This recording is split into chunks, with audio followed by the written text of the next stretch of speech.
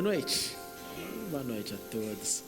Você que não foi viajar ou que voltou de viagem, bom estarmos aqui juntos na casa de Deus. O inverno começou agora, finalmente.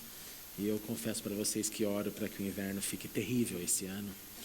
Para descontar todo o verão que foi terrível esse ano, pelo menos para mim. Que verão úmido que nós vivemos aqui, né, nesse verão. Que o inverno faça aquilo que as pessoas gostam de falar, né? Que quando o verão é forte, o inverno vem pior. Eu digo amém, amém, amém, para que isso aconteça. Meus irmãos, nessa manhã, nós refletimos aqui sobre o início dessa fala que eu concluirei agora, conversando sobre os 2 grandes mandamentos. E se você não veio pela manhã, assista, vai estar online. Porque pela manhã eu falei sobre o mais importante mandamento, que é o mandamento do amar a Deus. Só como introdução e para aquecer o seu coração, para você depois assistir. O cenário é o seguinte: Jesus estava em Jerusalém, pessoas estavam perguntando para ele, várias perguntas, estavam gostando das respostas dele, é o que diz para a gente o texto. Até que chega um dos mestres da lei, um perito, olha para ele e diz: Senhor, de todos os mandamentos, aí qual é o mais importante? É a pergunta que não quer calar, todo mundo quer saber o que é mais importante. E Jesus responde: olha, o mais importante é este. Primeiro, ouve, Israel, o Senhor nosso Deus é o único Senhor. Ele cita aquilo que é ali determinante, desde os 10 mandamentos, o primeiro grande mandamento é esse: olha, eu sou o Senhor Deus que te tirou da terra do Egito. Querendo dizer, o primeiro ponto, antes da legislação tomar o seu lugar, é o reconhecimento de quem é o Deus da terra, o Deus absoluto. Então, por isso que Jesus começa com essa base, com esse alicerce: ouve Israel, o Senhor Deus é um único Deus, o único Senhor. E em seguida, Jesus coloca de maneira bem clara, né? Olha, mais um mandamento que você quer ouvir, o que você quer ouvir como mais importante é o ame ao Senhor de todo o seu coração, de toda a sua alma, de todo o seu entendimento e de todas as suas forças. E nessa manhã, então, nós estudamos sobre esses aspectos contidos nesse verso. Não é simplesmente dizer ame ao Senhor. Não, tem aqui várias cláusulas e ideias. Então assista a mensagem que estará online. E na sequência eu vou então hoje te convidar a pensar sobre o segundo grande mandamento. O segundo é: ame o seu próximo como a si mesmo. E no texto de Marcos, do capítulo 12, você pode ver isso, ele termina dizendo: não existe mandamento maior do que estes 2. Então, assim, não tem como fugir deles, não tem como ir para outro lugar, não tem como imaginar mais a outra parte da Bíblia, outro mandamento, outras ideias, toca mais o meu coração. E isso acontece com a gente, não é problema. Mas quando você quer a resposta do que é o mais importante da Bíblia, o mais importante, número 1, é o amor a Deus, e só pode amá-lo quem o reconhece como tal. E o segundo é o amor ao próximo. Agora, essa resposta de Jesus quanto ao amor ao próximo como a si mesmo, não é inédito. Não é Jesus que lança essa palavra pela primeira vez na Bíblia. Quando você vai lá na lei, em Levítico, você ouve o seguinte, e perceba nesse trecho que eu vou ler, como está contido nele uma série de ações, que são ações que vão favorecer um relacionamento com o próximo, e vai externalizar o amor de um indivíduo para com o outro. Ouça isso. Primeiro, mandamento da lei: não espalhem calúnias entre o povo. Por quê? Porque se você estiver caluniando, amar que você não está fazendo. Não é amor que é manifesto em uma calúnia. Segundo, não se levantem contra a vida do seu próximo. Em outras palavras, eu não pego um partido e fico contrário a ele. Não depende do que ele está fazendo. Não faça isso, não vá contra o seu semelhante. E a lei aqui, de repente, ela dá uma ordem e dá uma pacificação. E a pacificação é aqui, ó: eu sou o Senhor. Em outras palavras, quem está dizendo isso é Deus. Então vai ouvindo. Terceiro, não guardem ódio contra o seu irmão no coração. Não deixe tomar o seu coração, porque senão vira uma amargura danada, vira algo pesado. Não deixe isso acontecer. Antes, aí vem a dica, repreendam com franqueza o seu próximo, para que por causa dele não sofram as consequências de um pecado. A lei, então, nas relações humanas e na relação com Deus, estava dizendo para o povo o seguinte: olha, não adianta você dizer assim, eu sou do povo, mas eu não pequei, eu estou livre.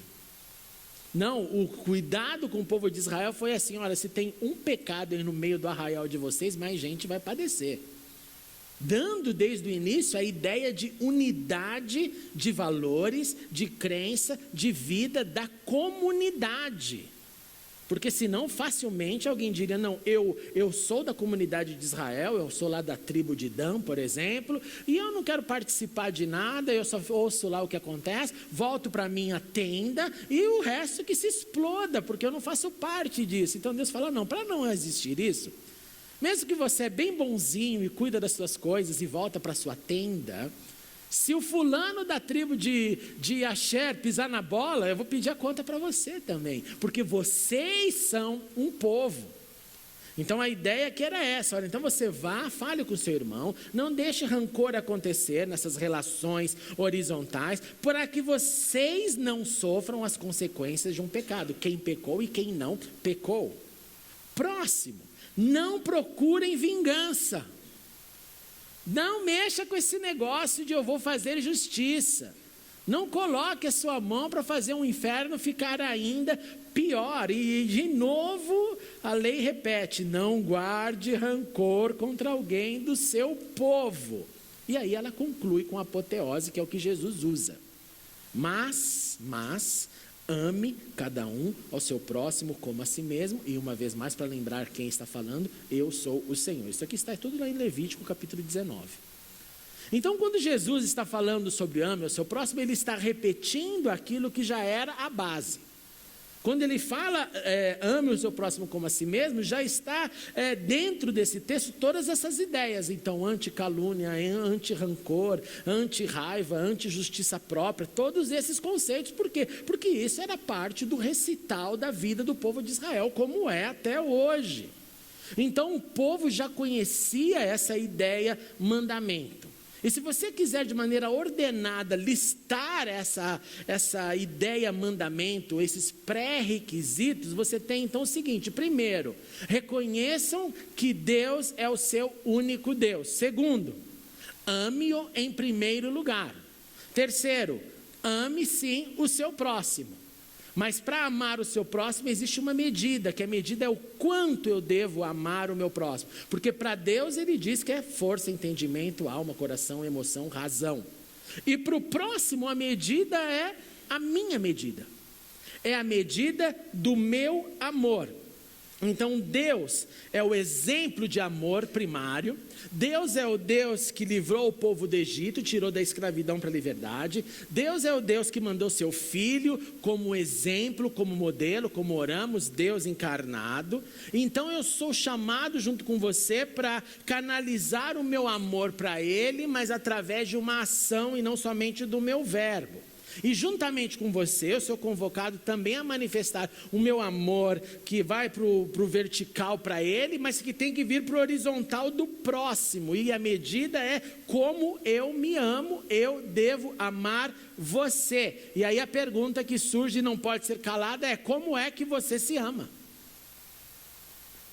Porque quando o amor é a Deus e tem a ver com toda a força, todo o entendimento, todo o coração, toda a alma, aqui nós temos aqui várias ideias, e dá então para a gente fazer uma medida. Mas quando o ponto é subjetivo, é quanto o seu amor por você, que faz uma comparação do seu amor para o próximo, é eu e você que estamos debaixo dos holofotes. E a pergunta é: como é que nós nos amamos? Vamos lá, vamos bater um papo entre nós aí, vai. Como que você se ama? Respondam para o outro, vamos lá, rápido. Bota a cabeça a funcionar. Como é que você se ama? Traz, fala. Talvez você nunca pensou nisso. Como é que você se ama?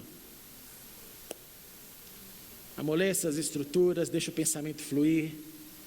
É um exercício. Você que nos assiste pela internet, pergunte para você mesmo: como é que você se ama? Tenta ser prático aí nessa ideia. O que você faz na prática aqui? Tem a ver com o amor que você tem por você mesmo.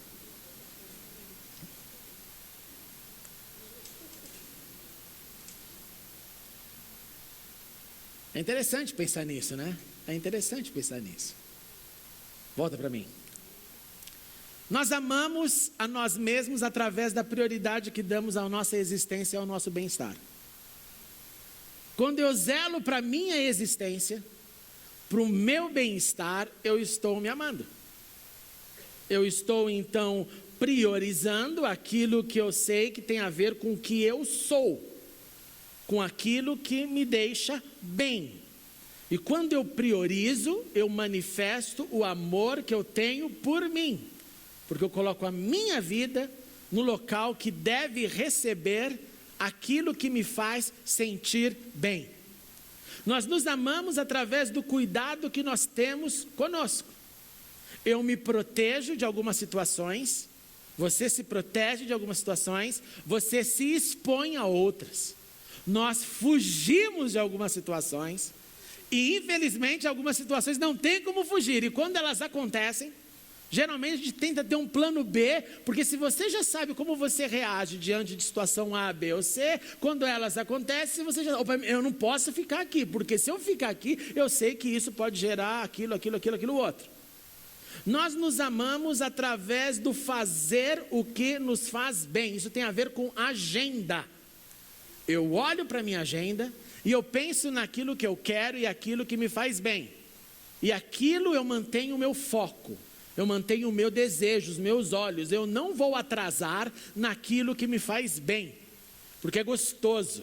Então eu não preciso de pôr muitos alarmes para isso. É diferente do que acordar muito cedo num dia de frio quando você está embaixo da coberta. Não, alguma coisa que você tem grande expectativa, ela acontece quase num piloto automático, porque você sabe que aquilo vai acrescentar algo em você. Nós nos amamos prestando atenção em nossas necessidades e lutando para adquirir aquilo que está faltando, ou para aquilo que eu desejo e que ainda eu não possuo. Então isso faz com que eu olhe, mantenha alguns desejos, esses desejos eu coloco em algumas prateleiras e falo, eu estou indo rumo àquilo, eu não tenho, mas eu vou chegar lá. E nós fazemos inclusive contas, planejamentos, planilhas de quanto tempo vai nos levar para chegar naquele lugar que eu desejo. Eu estava um dia estudando sobre a psicologia feminina e o desejo da casa própria. E os resultados dessa pesquisa foi que as mulheres casadas que têm a sua casa própria, claro, estou falando do casal, ela se sente muito mais segura, numa porcentagem muito mais elevada do que a mulher que não tem uma casa própria, porque ela tem uma sensação de que ela tem um ninho e que esse ninho está pago. Então, se acontecer o advento de seu marido perder o emprego ou ela perder o emprego, ela tem pelo menos o lar para onde habitar, é o que o estudo dizia. Então eu corro para algum lugar, seja ele uma casa, seja ele um desejo, seja conquistar alguma coisa, seja ele uma pessoa, cada um tem um desejo, e eu faço então o meu esforço para adquirir aquilo que eu vejo que vai ser bom, que vai fazer bem para a minha existência. Nessa nossa era de grande exposição virtual, nós nos amamos. E tem muita gente que se ama muito. E a era virtual trouxe o renascimento ou a expansão do narcisismo através do... Vamos lá, pessoal, vamos fazer um aqui, a gente. Vamos fazer um a gente para marcar esse momento aqui. Ó lá. Dá um tchau aí, vai. Esse lado... É legal, depois quando você vê esse lado aqui, o outro, dá um tchau aí. Aí, legal. É isso. Nós nos amamos quando nós queremos mostrar que o corpo está em forma. Aí você mostra legal. Se não está em forma, você se esconde atrás de alguém e a foto sempre você está atrás de alguém. Porque vai me fazer bem olhar para uma foto e dizer, pô, estou bonito. Ou vai me fazer bem se principalmente mais pessoas derem um like e falar como você está lindo ou linda. Ou belo, ou bela, seja lá o que você estiver fazendo. É impressionante como essa era virtual percebeu essa carência de autopromoção, e isso aí cresce e não tem fim esse negócio. Mas tem uma outra pergunta que você tem que também fazer, porque às vezes você não se identifica com o que você faz quando você se ama. A pergunta segunda é, quando você não se ama? Quando nós não nos amamos? Nós não nos amamos quando nós não prestamos atenção às nossas necessidades físicas, emocionais e espirituais. Quando você é levado pela vida. Você não pensa em nada, você não pensa no teu físico, no teu corpo, você não pensa nas tuas emoções, fica fugindo disso, você não pensa na sua espiritualidade, vive fugindo disso e deixa a vida levar. Geralmente, a agenda dessas pessoas são pessoas que só trabalham. O que você está fazendo? Estou trabalhando, não tenho tempo para nada. Como você? Estou trabalhando, não tenho tempo para nada, estou trabalhando. Só tem uma resposta na vida, não tem outra, porque parece que não tem espaço para nenhuma outra área, porque é uma fuga constante das emoções, do físico e da espiritualidade. Então eu não tenho tempo para me exercitar, eu não tenho tempo para as emoções, eu não tenho tempo para entretenimento, eu não tenho tempo para sonhar, eu só trabalho. É uma das fugas mais comuns. Nós não nos amamos quando nós fazemos mais do que aguentamos. Quando você vive naquele limite, antes de alguém declarar, agora você está depressivo, agora você tem um burnout, agora você queimou toda a sua lenha e você tem que parar, você vai ser parado pela circunstância que você causou em você mesmo. Você foi além das suas forças, além do que seria saudável para você. Um dia um cara chegou para mim na Inglaterra, esse cara ficou um ícone na minha vida, porque ele tinha um alvo e ele falou para mim, pastor, eu tenho um alvo, o alvo dele era X, era muito dinheiro, e ele falou, e eu estou a caminho dele. Eu falei, pô, que bom, que legal, você tem um alvo e está a caminho dele. Então, pastor, mas eu venho aqui para o senhor orar hoje por mim, porque o senhor não vai me ver mais. Eu falei, pô, por que eu não vou te ver mais, irmão? Não, você não vai me ver mais porque eu tenho que atingir o alvo. Mas e aí? Então, pastor, eu decidi que nos próximos, me deu a agenda dele, onde ele trabalharia nos próximos 3 anos por no mínimo 18 horas por dia. 7 dias por semana, ele não podia separar 2 horas para ir na igreja mais. E lá, a nossa igreja era de sábado à noite, né? Sábado à noite, cara, arruma 2 horas, dedique alguma coisa à sua espiritualidade. Não vou ter mais, pastor, então me abençoe, pastor. Eu falei, você está maluco, cara. Só não fala porque vá que o diabo te carregue, porque vai ser pesado demais. Mas você está fazendo mal para você, que aonde vai dar a sua vida? Conclusão, esse cara perdeu o casamento, perdeu o trabalho, perdeu o alvo, perdeu o dinheiro, perdeu tudo. Porque quem é que aguenta ficar com alguém que trabalha 18 horas? O que você faz em casa depois de trabalhar 18 horas? 18 horas aqui é a hora de trabalho, não está computando a hora de ir para o trabalho, a hora de voltar para o trabalho e chegar em casa. E em alguns países do primeiro mundo você tem sim, se você quiser fazer esse bando de horas, você faz. Uma vez eu fui convidado para lavar cadáveres. Porque lavar cadáver, tinha um bando de que tinha medo de lavar cadáver, eles procuravam então crente, porque crente não tem medo de cadáver, crente não tem medo de morrer. Crente verdadeiro, que não teme a morte, que sabe que a vida passa. O grupo-alvo, o alvo era os crentes, as agências focalizavam nos crentes. Esse povo não tem medo de morte não, para eles ou vai para o céu, vai para o inferno, acabou, não tem reencarnação, não tem mais o que fazer, não tem benção, não tem missa 7 dias, não tem nada, cara, acabou. Então convide eles para trabalhar. E dependendo do dia, pagavam 500 libras por um dia de trabalho, multiplica isso por 5 e você imagina mais ou menos que é um bom dinheiro. Então você tem algumas possibilidades assim interessantes para você fazer, mas que vai roubando, e aí as pessoas vão fazendo mais do que aguenta, porque eu tenho um alvo, mas o alvo está doentio, ele exclui a espiritualidade, a emoção e o físico, ele só coloca as cifras. Então, dessa forma eu não me amo. Eu não me amo quando eu procrastino uma decisão que não pode esperar. Algo que eu preciso decidir hoje. Por exemplo, no exemplo desse cara, que bom que você tem um alvo, mas faz aí, modela de uma forma melhor isso, estipule todas as outras áreas da sua vida e conquiste. Você para, não, vou procrastinar, daqui a 3 anos eu volto a ter vida, mas nesses próximos 3 anos, 18, você está deixando de fazer algo que deveria fazer. E às vezes a gente carrega isso, né? A gente fala, eu tinha que fazer isso, mas agora não. É igual a miserável da dieta da segunda. Por que a gente bota da segunda e eu sou o maior pecador desse nível? Por quê? Você vai procrastinando, deixa para depois, Não, o dia que eu encontrar, que eu chegar nesse nível, então eu farei isso. O dia que eu chegar naquilo, então eu farei aquilo outro. Não, procrastinar aquilo que eu não posso procrastinar. Quando eu faço isso, eu não estou me amando.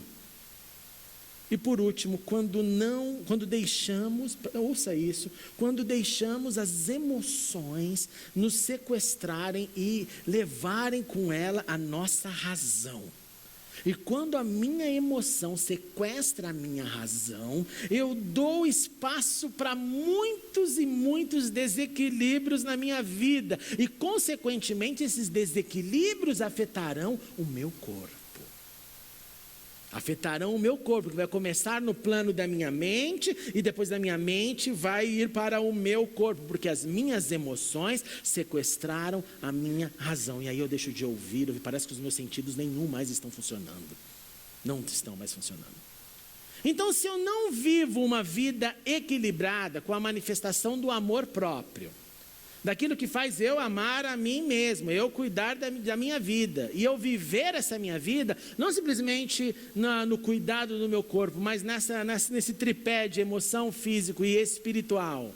E o espiritual é com o padrão de Deus, lembrando tudo o que Ele fez, lembrando tudo o que Ele faz, lembrando tudo o que Deus é na minha vida. Gente, se isso não acontecer, vai ser muito difícil, para não dizer impossível, você e eu amarmos o próximo como nós amamos a nós mesmos, porque não há amor primeiro em nós.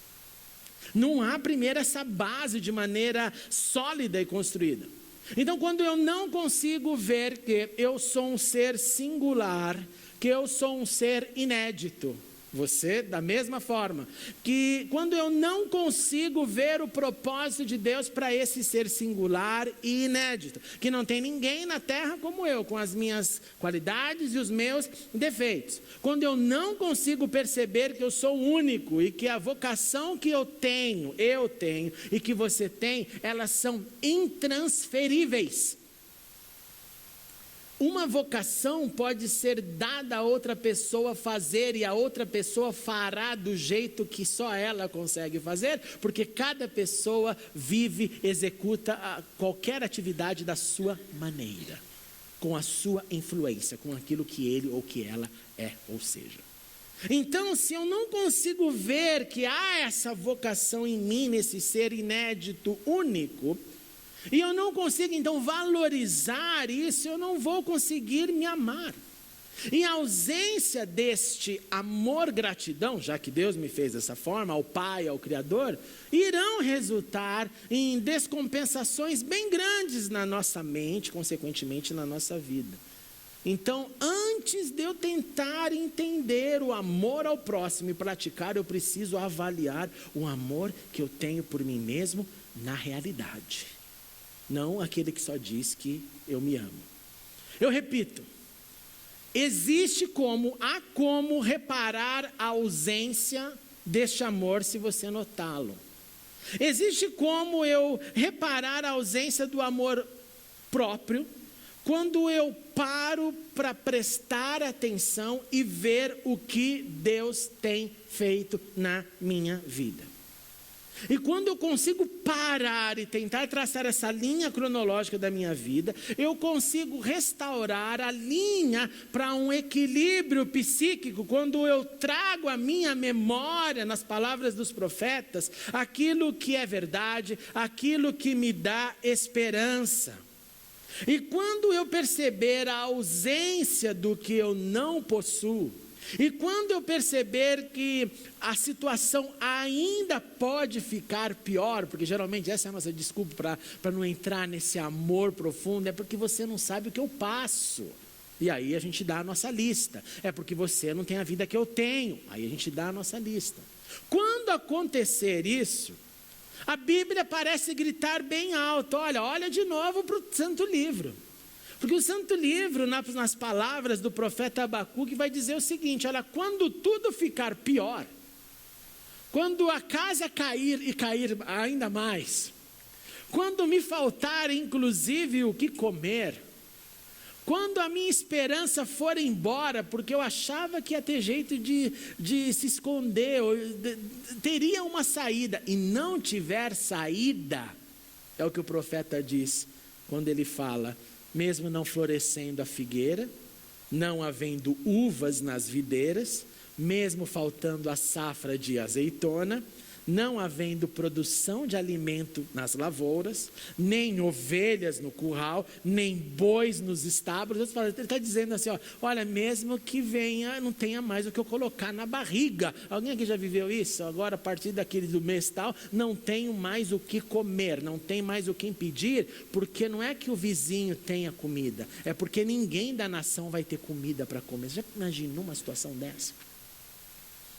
E ele chega nesse extremo e fala o seguinte: mesmo quando tudo isso acontecer, eu exultarei no Senhor, eu me alegrarei no Deus da minha salvação. O amor dele é tão pleno em saber, olha, Deus me ama, Deus já me salvou, Ele já me deu a eternidade. Então talvez o meu corpo pereça. E ele sabe que nesse momento histórico, quando ele falou isso, ele está falando de tropas babilônicas cercando e dizendo: nós vamos destruir tudo, vamos acabar com tudo e vamos levar a gente exilada. Olha que cenário. E ele fala, mesmo que aconteça, e aconteceu. Não ficou aqui naquele momento, a gente fala, e a fé dele triunfou e Deus honrou. Não teve nada de honra não, a casa caiu, o templo foi destruído, o exílio aconteceu toda a desgraça que você possa imaginar. E ele termina, o Senhor soberano, aquele que inclusive vai deixar agora a gente ficar sem comida, é a minha força. Ele faz os meus pés como os do cervo ou da corça. Ele me habilita a andar em lugares altos. Vai se amar assim lá no céu. O cara, tá tudo bem, vai tudo cair, mas eu vou ficar bem. Porque a minha força não é minha, a minha força é do Senhor. Porque Deus tem seus planos, porque Ele sabe, e eu vou continuar a viver a vida mesmo sem entender, como nem mesmo eu vá comer nos próximos meses. Então a Bíblia nos encoraja a encarar até mesmo os dramas, e os dramas que servem para a gente, como eu disse, de justificativas do porquê nós não nos amamos. Ela usa então esses nossos momentos de drama para levantar a nossa esperança, para levantar e trazer de volta a nossa memória. Ela vem e diz uma vez mais, olha, tudo isso aí coopera para o bem de quem diz amar a Deus. E se diz amar a Deus, alguma coisa boa vai acontecer nisso. Seja descoberto em vida ou em morte, coopera para o bem. E aí quando eu acesso pela fé essas verdades, quando eu reproduzo o que a palavra diz, eu ganho o equilíbrio que me falta, o meu amor próprio é restaurado, eu volto a contemplar a vida e eu volto a perceber todas as possibilidades que estão diante de mim. Ao invés de dizer, agora a casa caiu, agora vai ficar difícil, agora não tem mais saída. E todos os agoras que nós somos experts em produzir na hora da dificuldade. E quando eu faço isso, então essa recuperação ou reparação do meu amor próprio, esse amor recuperado me dá mais chance de desenvolver o que é o segundo grande mandamento, que agora sim você pode pensar em amar o outro com uma medida que você conheceu. Então você pode agora ter chance de amar ao próximo como você ama a si mesmo. E aí quando eu entendo esse cenário saudável, não quer dizer que vai ficar tudo maravilhosamente bem, porque eu aprendi a amar a mim mesmo, eu cuido de mim mesmo, e agora então eu amo o meu próximo com facilidade. Claro que não. Amar ao próximo como amamos a nós mesmos num cenário mesmo saudável, sempre, sempre, sempre será um desafio. Não é fácil colocar o próximo no mesmo nivelamento que eu olho para a minha vida. Não é fácil colocar você nos meus desejos e falar assim, deixa eu olhar para ele como quem olha para os meus desejos e olhar para os desejos dele como eu olho para os meus. Não é fácil. Então essa missão mandamento, e esse é um esclarecimento necessário, essencial, é uma missão mandamento para o resto da nossa vida. Ninguém resolve em um dia, em um ano, em alguns meses, em algumas estações. Isso aqui é tarefa diária. Diz-nos a tradição que João, o apóstolo, que foi o último a morrer dos apóstolos, porque ele não foi martirizado, segundo a tradição, que ele termina os dias deles e a última grafia de suas palavras é que a repetição dele, quando ele não conseguia mais falar quase nada, era: filhinhos, amem-se. Amem-se, ame ao outro, ame. Era a única linguagem que ele conseguia. Quando você lê primeira, segunda, terceira carta de João, você percebe isso, esse tom dele, filhinhos, filhinhos, filhinhos, filhinhos, é tremendamente amoroso. Então não é uma missão que eu simplesmente ouvi no culto hoje, agora estou amando todo mundo como eu amo a mim mesmo. É óbvio que não, e você sabe disso. Mas eu tenho a chance de sempre amar mais o meu próximo, de sempre crescer nesse amor e de sempre, ouça isso, incluir mais gente no meu amar, porque mais gente no meu amar vai me dar chances para crescer o meu repertório de amor e eu não ficar com um amor viciado para aqueles que é tremendamente fácil amar. É quando o diferente entra no meu círculo de relacionamentos que daí aquilo me dá um desconforto e vai se adequando e a gente vai se encaixando e vai se ouvindo. E aí você volta para casa e fala, nossa, pensa diferente aquela pessoa, né? Falou cada besteira, que loucura. Não, mas falou isso também legal, não. E aí você encontra de novo e aí começa a se moldar e um começa a perceber que o outro, esse assunto aqui eu deixei meio de fora, não vamos conversar sobre isso porque isso aqui vai dar choque. Mas vamos conversar sobre aquilo outro, porque aquilo outro vai encaixar a gente. E aí você começa a abrir o coração, a gente começa a ser incluída, e nessa inclusão de pessoas eu vou aumentando o meu repertório de amar ao próximo. E isso então deve nos encorajar para aumentar o repertório de como amar ao próximo, de deixar mais gente entrar. E ainda falando de tecnologia, você sabe disso, como hoje os nossos telefones têm colaborado negativamente para novos relacionamentos. Aquilo que era antes conversa no transporte público, na fila de um banco, numa universidade, cada um está fechado no seu mundo. Tem pessoa que não consegue se abrir, você chega, tenta, e aí, tudo bem? Tá legal. Mas e você é da onde? Você é da onde? Mas você está aqui fazendo o quê? Eu vim aqui para estudar. É impressionante, eu falo isso porque eu tenho tido essa experiência. Não estou falando de ninguém, estou falando minha. Eu tenho tentado chegar para um monte de pessoas dentro da universidade, puxar conversa, mas está todo mundo tão preocupado com o telefone que não consegue. Eu estou na tua frente, você está na minha frente. E para quem vem da época pré-telefone, o que era o ambiente escolar? Não tinha para onde escapar, era a conversa, é ali, você tem que fazer amigos ali, aquela roda está ali, você gostando ou não, é ali, está todo mundo ali, seja no ginásio, no colégio, na universidade, com os nomes, as nomenclaturas que mudaram, mas eu não tinha para onde escapar. Se você estava sentado numa mesa para jantar, não tinha para onde escapar, era você conversando com o próximo com você. Se você estava andando no parque, não tinha para onde escapar. Se você ia para uma festa, você ia para uma festa para fazer o quê? Para conversar com as pessoas que estavam na festa, e ficar todo mundo, um ligado no outro, um olhando para o comportamento do outro. Agora as pessoas vão para a festa e ficam fechadas no seu telefone. Olha a loucura que nós estamos vivendo. Não, o cara chega na igreja, né? Na igreja ele fica no telefone, é assim, impensável, né? Impensável. Mas tudo isso está fazendo com o quê? Está fazendo com que a gente vá se distanciando cada vez mais um do outro. A realidade máxima é que eu vou me distanciando do outro e vou dependendo das máquinas. Esse seria uma outra fala. A nossa dependência das máquinas e não do humano. Então, ao invés de eu abrir o meu mundo para o outro entrar, eu vou me fechando, me escondendo, me separando, para que ninguém veja quem eu sou. E aí o resultado é o meu repertório de amor, ao invés de crescer, ele diminui. Disse Jesus em Mateus 24, por se multiplicar a iniquidade, o amor de muitos esfriará. Então, além de tudo, nós temos nesse cenário desafio, mandamento, missão, de amar ao próximo como eu amo a mim mesmo, mandamento segundo mais importante de toda a Bíblia. Nós temos ainda que enfrentar a iniquidade, que vai aumentar ainda mais e que vai complicar ainda mais para eu amar você e você me amar, e para ter um amor como algo mais generalizado. Nosso desafio, qual é então? Primeiro, valorizemos a nossa vida. Valorize a sua vida. Valorize a sua vida contemplando a bondade de Deus na sua história. Gente, olhe para trás. Veja o que você já passou.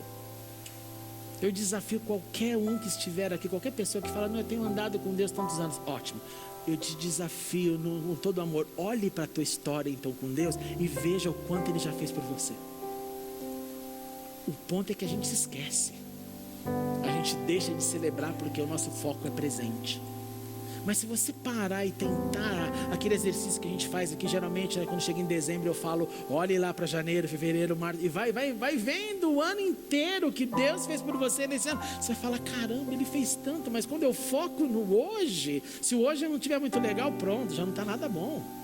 Eu já não consigo mais lembrar daquilo que me traz esperança. Então valorize o que você é, valorize o que Deus fez em você, valorize a bondade dEle na sua história. Eu tenho muita tristeza de lembrança, de lembrar de quantos amigos eu perdi, frutos de tiroteio, de briga de gangues, de donos do morro contra a gente do bem. E eu perdi muitos amigos que eu fui nos enterros com balas nas testas, aquelas cenas horrorosas. Eu falo, meu Deus do céu, era um amigo que brincava no quintal.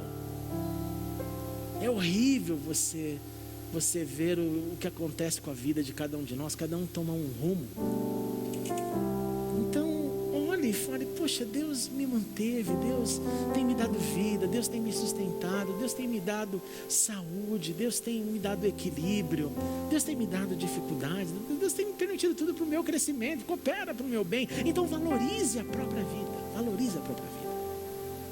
Segundo, repare a ausência de amor por você mesmo. Repare isso, fale, Senhor, que essa memória, que essa lembrança, que os seus atos, que tudo isso seja internalizado em mim como a minha verdade, porque é verdade, só você sabe o que você viveu. E que essa verdade, Senhor, tem o poder de reparar os buracos, as brechas, aquilo que ainda fica ali tentando simplesmente invocar o negativo, se esquecendo do positivo.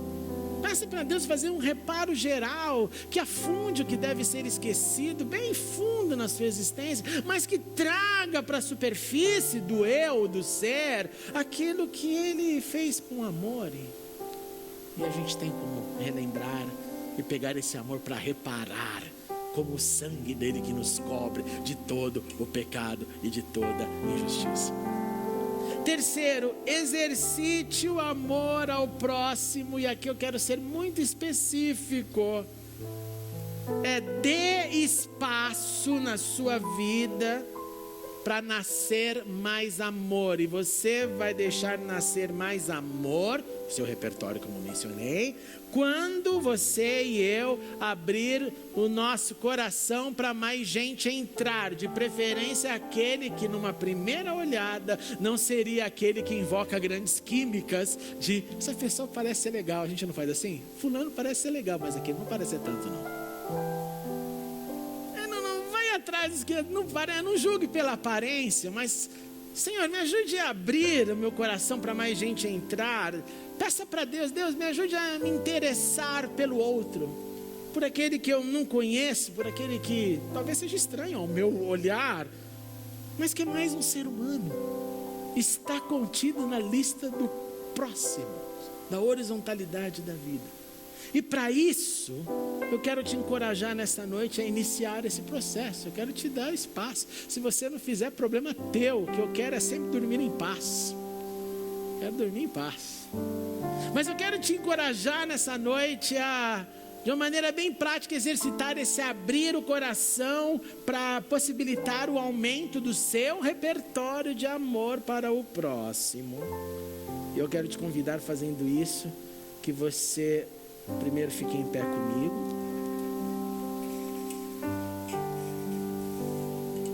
Não se preocupe, é indolor. Que você olhe ao redor. Olhe ao redor. Olha ao redor. Dá uma olhada encarada, ninguém vai achar mal. Tem um monte de gente que você não conhece, não tem? Tem um monte de gente que talvez você dê um oi, um tchau, uma boa noite. Tem um monte de gente que talvez você desviou o rosto também, porque a gente faz isso. Os seres humanos fazem isso.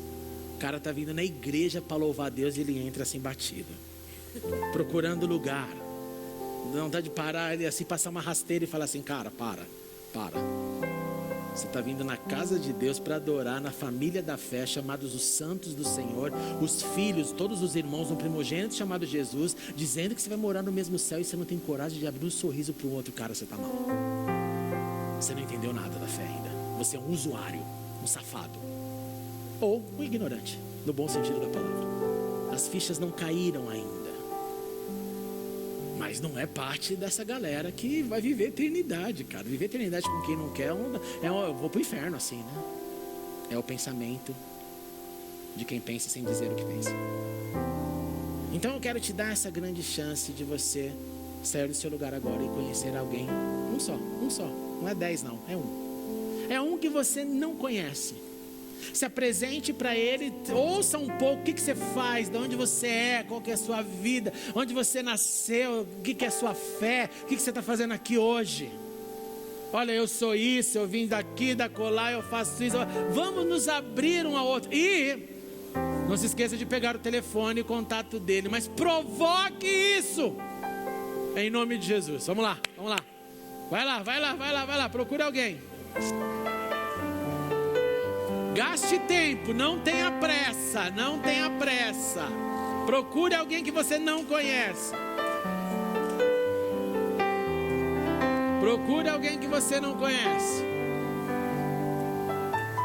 Que ninguém fique só. Vamos lá, todo mundo.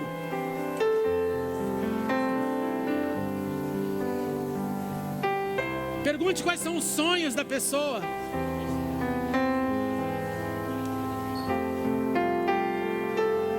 Encontre alguém perdido aí. Vai lá, encontre alguém perdido.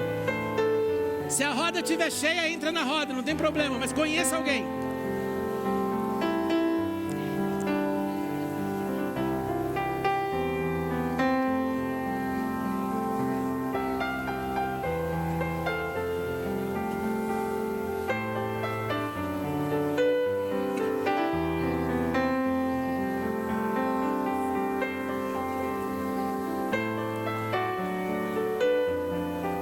Pergunte sobre uma dificuldade, sobre uma alegria.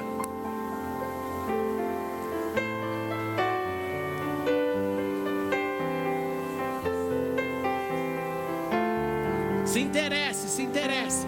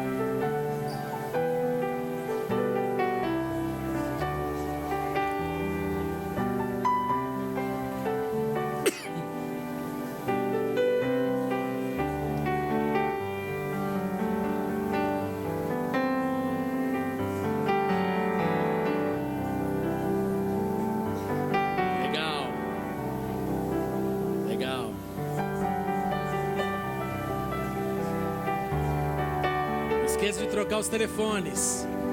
Vamos investir nesse relacionamento. Troque os contatos.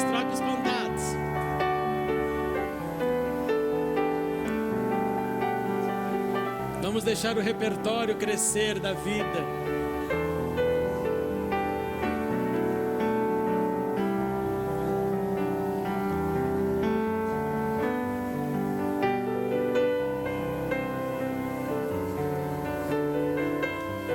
Que bonito, é isso aí, telefone na mão, maravilha.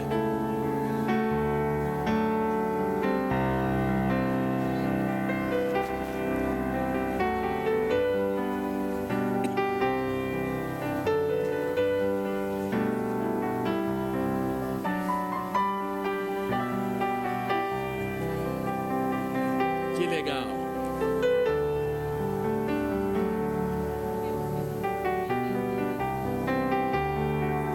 Legal, tome seu assento por 1 minuto. Se quiser sentar com a pessoa, fique à vontade.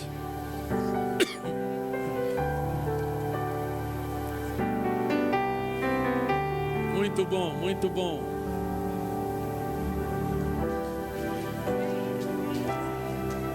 Legal, volta aqui para mim 1 minutinho. Legal, legal, legal. Que bom, que bom, que bom. Que bom. Pode se assentar 1 minutinho, só para eu concluir. Muito bom. Muito bom.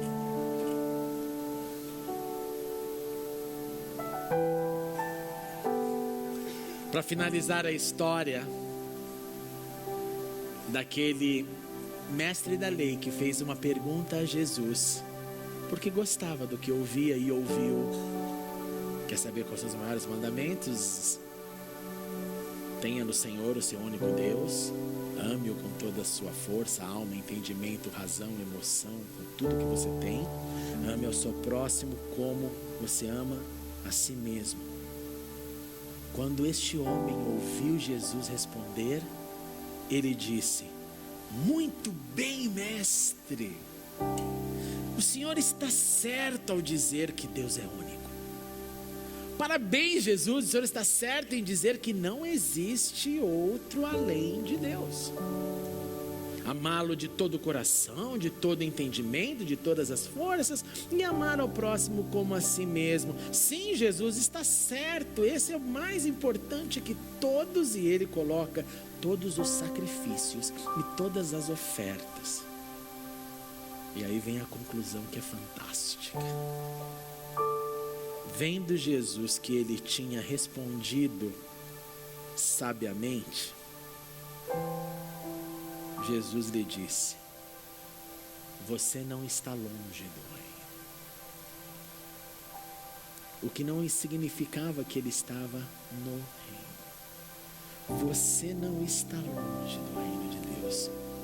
Por que que o texto termina assim? Pois ele já sabia a teoria de cor e salteado, ao ponto de perguntar para testar. Mas ele precisava viver, pois quem vive, então entra no reino do Senhor. Vamos ficar em pé.